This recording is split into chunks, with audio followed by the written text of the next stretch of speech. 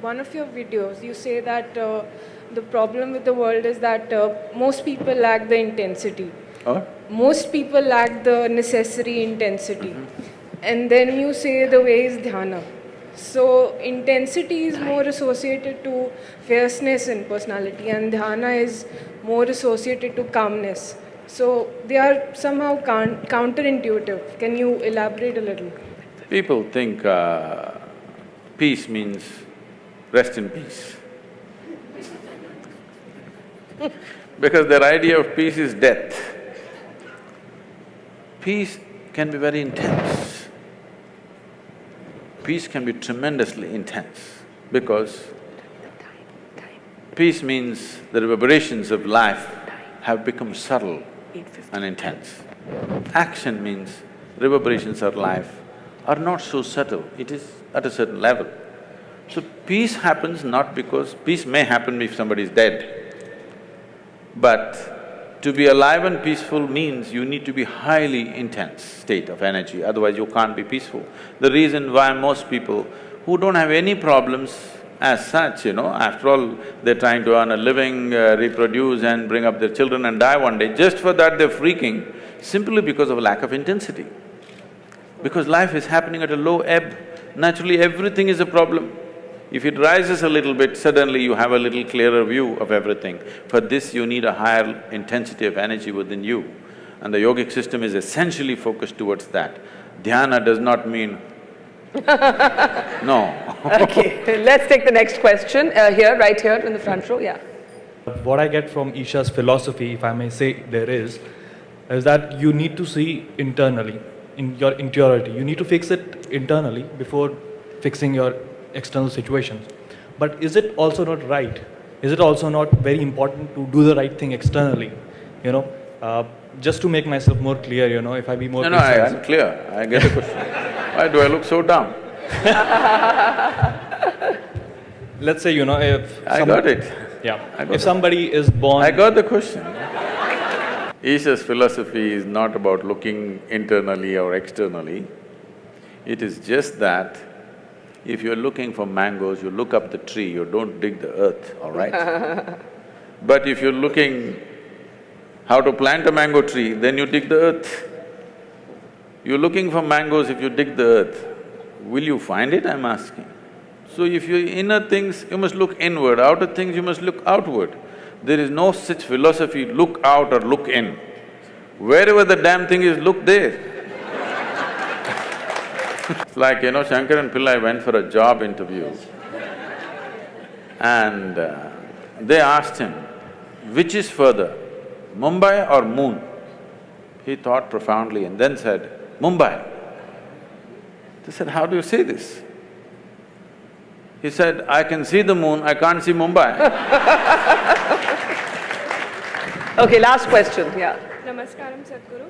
I just want to ask… Hold the mic closer to you. I just want to ask you that everybody's perception of good and bad is different. And what do you think if we start manifesting our own good and bad, what will be the state of the society? Maybe you won't have power tonight. I think I already made this clear. The biggest problem with the world is there are too many good people, not enough sensible people. Yeah. Sense is life-specific, okay? Goodness need not be life-oriented. Goodness may be going to heaven. And the moment I want you to understand this dangerous concept, people don't address this.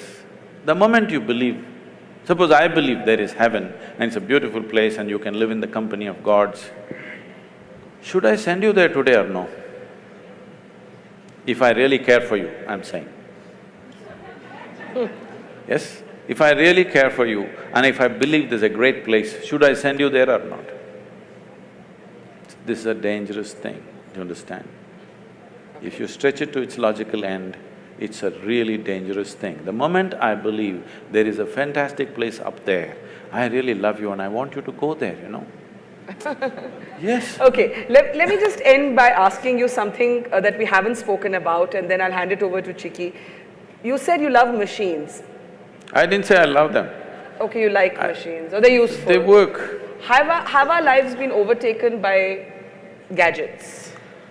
Not mine. No? Definitely not. I use all the gadgets, but they don't overtake me. These are fantastic things in our life. Things… See, in every way, compared to how a human being was, let's say 100 years ago, you're almost superhuman. 100 years ago, if I could just pick up something from my pocket and talk to somebody in America right now, I would be superhuman. Why superhuman? If I said I'm God, people would have believed me. 100 years ago, 500 years ago, if I just had a light bulb, I would have become God on this planet. I want you to know. Look at the things we have today. We are really superhuman. Once this kind of capability has come to us, little more sense has to rise, little more awareness and consciousness has to arise. If this doesn't happen, this capability will turn against us. This is what you're saying. Now gadgets are freaking people. Why? It's a simple thing. If you want to use it, you can use it or you can keep it aside. Because you're in a compulsive state, if you start using a cell phone, you can't stop it. Even in your sleep, you're texting. See, the boy he's not with me, he's looking at me in the screen. Now, this is the same thing. If food is good, if you start eating, you don't know when to stop. If you start drinking, you don't know when to stop. If you start doing something, you don't know when to stop. The same thing. It is not about the gadget, it is not about the food, it is just that there is not enough consciousness, there is compulsiveness. Everything is happening compulsively. Instead of addressing the root, you're trying to kill the gadget. Gadget is a fantastic thing. Every damn gadget has enhanced our life in a huge way, isn't it? Don't curse the gadgets. It is just that compulsiveness has to go.